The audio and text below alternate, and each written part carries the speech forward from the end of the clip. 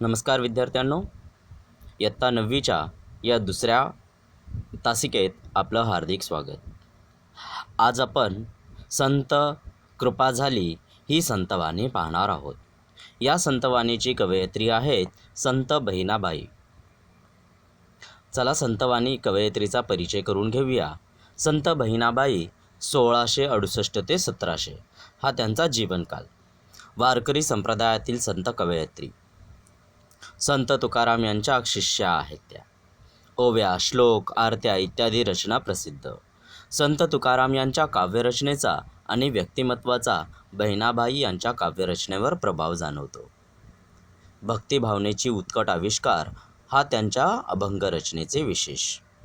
म्हणजे संत तुकारामांची जी रचना आहे त्याप्रमाणे यांची रचनाही उत्कट आहे आणि त्यांचा प्रभाव यांच्या कवितेमध्ये जाणवत असतो. तर आता आपण आपल्या कवितेकडे वळूया. संत कृपा झाली या अभंगात संत बहिणाबाईंनी महाराष्ट्रातील वारकरी संप्रदायरूपी इमारत उभारणीमध्ये संतांचा मोलाचा वाटा कसा आहे याचे वर्णन केलेले आहे.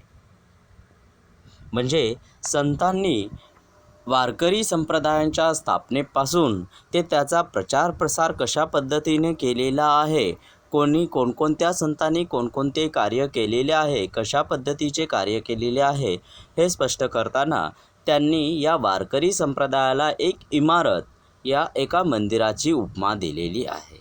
मंदिराला ज्याप्रमाणे कशाची फाउंडेशनची गरज असते, म्हणजे पायाची गरज असते, विटांची गरज असते, खांबाची गरज असते, कळसाची गरज असते आणि हे सगळं झाल्यानंतर ध्वजारोहण करावा लागतो.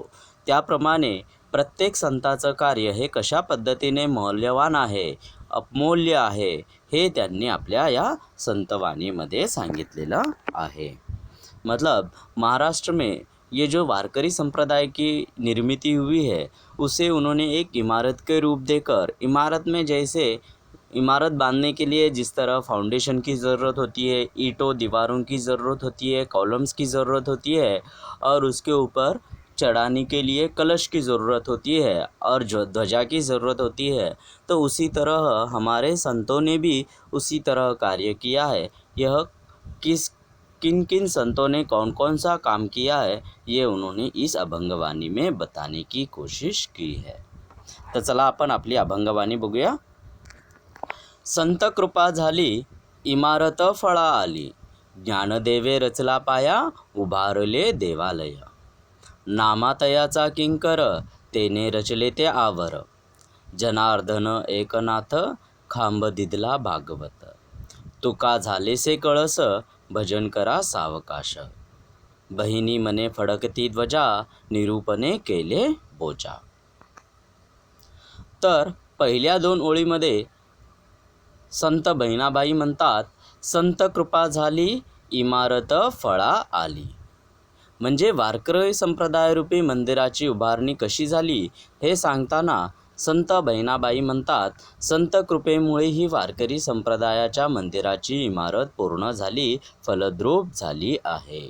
म्हणजे या संतांनी, या सगळ्या संतांनी मिळून जे कार्य केलेलं आहे आणि त्याच्यामुळेच ही वारकरी रूपी संप्रदायरूपी इमारत उभारणी झाली आहे आणि आज ती यशस्वीरीती उभी आहे. मतलब इन संतों के, सारे संतों ने जो महत्वपूर्ण योगदान दिया है वारकरी संप्रदाय के लिए, उन्हीं की वजह से आज ये वारकरी संप्रदाय ज़िंदा है और उन्हीं की वजह से हमारी ये वारकरी संप्रदाय रूपी इमारत आज यशस्वी रीत्या जी रही है, फलद्रूप हुई है, यशस्वी हो गई है. तो किन किन का कार्य कौन कौन सा है यह बताने के लिए संत बहिणाबाई बताती है, ज्ञानदेवे रचिला पाया उभारले देवालय. मतलब इस मंदिर की निर्मिती किन्होंने की है, फाउंडेशन किन्होंने डाला है, तो वो ज्ञानेश्वर महाराज ने. संत ज्ञानेश्वरांनी या मंदिराचा पाया रचला, म्हणजे वारकरी संप्रदायाची स्थापना केली आणि वारकरी संप्रदायाचे देऊळ उभे केले. मतलब इस वारकरी संप्रदाय की निर्मिती किन्होंने की, तो वो संत ज्ञानेश्वर जी ने किया है. फाउंडेशन सबसे इम्पोर्टेंट होता है, तो इसीलिए उसकी रचना या वो तैयार करने का काम संत ज्ञानेश्वर जी ने किया है। संत ज्ञानेश्वर जी की भावार्थ दीपिका यह भगवद गीता का मराठी रूपांतर है, ज्ञानेश्वरी है। ऐसे बहुत से ग्रंथों से उन्होंने इस मराठी वारकरी संप्रदाय की निर्मिती की है। संत कृपा, संत दर्शन किंवा संतांची कृपा. फळा सफल झाले, पाया मूळ दगड, उभे केले देवालय मंदिर. पुढे ते म्हणतात, संत बहिणाबाई म्हणते, नामातयाचा किंकर तेने रचिले ते आवर. आता फाउंडेशन तयार झाला तर त्याच्यानंतर काय असतं, भिंत बांधली जाते. आता हे भिंत कशी बांधायची, तर त्याचा प्रचार प्रसार हा कोणी केलेला आहे, संत नामदेवांनी केलेला आहे.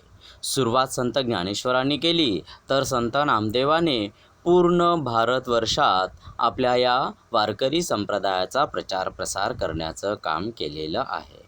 त्यांनी पंजाबात जाऊन या वारकरी संप्रदायाचा प्रचार केलेला आहे. हिंदीमध्येही रचना केली आहेत. त्यांची गुरुग्रंथ साहिबामध्येही त्यांचे अभंग भरलेले आहेत, प्रसिद्ध आहे. संत नामदेव या मंदिराच्या भिंतीचे दगड झालेले आहेत. त्यांच्या संत कार्यामुळेच देवालयाचा गाभारा रचला गेला आहे. म्हणजे त्यांचं हे जे कार्य आहे, त्यांचे जे महत्त्वपूर्ण कार्य आहे, त्यामुळेच काय झालेलं आहे, या वारकरी संप्रदायरूपी इमारतीची भिंत उभी राहिलेली आहे.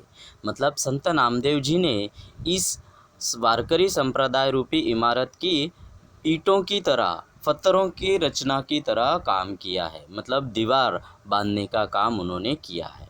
उन्होंने पूरे भारतवर्ष में वारकरी संप्रदाय का प्रचार प्रसार करने का काम किया है.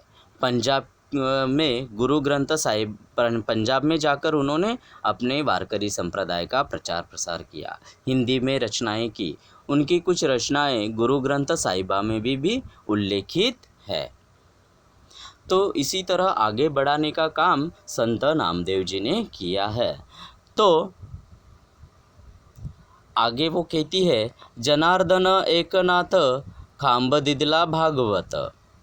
तो जनार्दन स्वामींचा शिष्य एकनाथ महाराज यांनी आपल्या एकनाथी भागवती या ग्रंथाच्या आणि त्यांच्या 18,000 ओवींच्या माध्यमातून त्यांनी आपल्या या भागवत धर्माची निर्मिती अजून जास्त मजबूत केलेली आहे, भक्कम केलेली आहे. जनार्दन स्वामीचे शिष्य संत एकनाथ यांनी या मंदिराला भागवत रूपी, म्हणजे भागवत हा त्यांचा ग्रंथ आहे, त्याच्या रूपाने त्यांनी एक भक्कम असा खांब निर्माण केलेला आहे, असं त्यांनी सांगितलेलं आहे. मतलब संत जनार्दन स्वामी जी के शिष्य कौन, संत एकनाथ महाराज, इन्होंने अपनी रचनाओं से, उनके कार्य से क्या किया है, वारकरी संप्रदाय को और ज़्यादा मजबूत करने का काम, अजून जास्त बळकट करायचं काम त्यांनी आपल्या या अभंगातून केलेले आहेत. उनके 18,000 से ज़्यादा रचनाएं प्रसिद्ध है. पुढे संत बहिणाबाई म्हणतात, तुका झाले से कळस भजन करा सावकाश. तो इन सबों ने किया हुआ कार्य एक तरफ है, तो संत तुकाराम महाराज जी ने तो इस मंदिर को कलश लगाने का काम किया है. मतलब इसको और चरम सीमा तक पहुंचाने का काम संत तुकाराम महाराजांनी केलेलं आहे, असं संत बहिणाबाई म्हणतात. संत तुकारामजीने मराठी तत्कालीन महाराष्ट्र समाज में जो भी दाम्भिकता थी, जो भी दुराचार थे, जो भगवान के नाम पर लोगों को ऐंठते थे, ऐसे लोगों पर परखड़, मतलब बहुत ही कठिन शब्दों में उन्होंने उनकी निंदा की है और अपनी रचनाओं से लोगों की जनजागृति करने का काम उन्होंने अपने अभंग से किया हुआ है. तो इसीलिए संत बहिणाबाई कहती है की संत तुकाराम काय झालेला आहे, या मंदिराचा कळस झालेला आहे. मतलब इस मंदिर को ऊंचाई तक पहुंचाने का काम किन्होंने किया है? संत तुकाराम महाराज ने किया है, ऐसे उन्होंने कहा है। तो इस मंदिर में अब हमें क्या करना चाहिए? आराम से बैठकर अब भजन करना चाहिए और इस भक्ति भाव का प्रचार प्रसार करना चाहिए, ऐसे संत बहिणाबाई कहती है। पुढे म्हणते, बहिणा मने फडकती ध्वजा, निरूपणा केले बोजा। अब इन सब संतों ने जो कार्य किया है किंवा या सगळ्यांनी या मंदिरावर भक्तीचे निशाण डौलाने फडकत आहे, या मंदिराचा विवरण मी या भक्तिभावाने केले आहे। मतलब इस मंदिर का निर्माण संत ज्ञानेश्वर ने फाउंडेशन दिया, संत नामदेव जी ने दीवारें खड़ी की, तो संत एकनाथ जी ने खंभों की तरह बहुत सी रचनाओं से उस मंदिर को एक मजबूत स्थान पर लेकर गए, तो संत तुकाराम जी ने उनकी रचनाओं से इसमें और चार चांद लगा दिए। इस तरह सारे संतों के कार्य मिलकर आज यह वारकरी संप्रदाय रूपी मंदिर खड़ी है और आज उसकी झंडा एक ध्वज फड़क रहा है। तो उसके नीचे हम अब आकर उस मंदिर में जाकर बैठेंगे और आराम से उस वारकरी संप्रदाय का प्रचार प्रसार करना है और लोगों को जनजागृति करानी है, ऐसे संत बहिणाबाई कहती है। किंकर भिंतीचा दगड, आवार गाभारा प्रांगण, खांब भीम पिलं, सावकाश हळूहळू, फडकती लहरतात, बोझा छान, निरूपणा प्रवचन निवेदन कीर्तन। तर विद्यार्थी मित्रांनो, सगळे शब्दार्थ मी परत एकदा इथे दिलेले आहेत, सगळे लिहून घ्यायचे आहेत। त्याचबरोबर या संप्रदायरूपी जी इमारत आहे त्याचा चांगला अभ्यास करा आणि त्याच्यानंतर मी हे जे काही स्वाध्याय दिलेले आहे ते आपल्या वहीमध्ये नोंद करून त्याची प्रश्नोत्तरे आपल्याला लिहायची आहेत। धन्यवाद।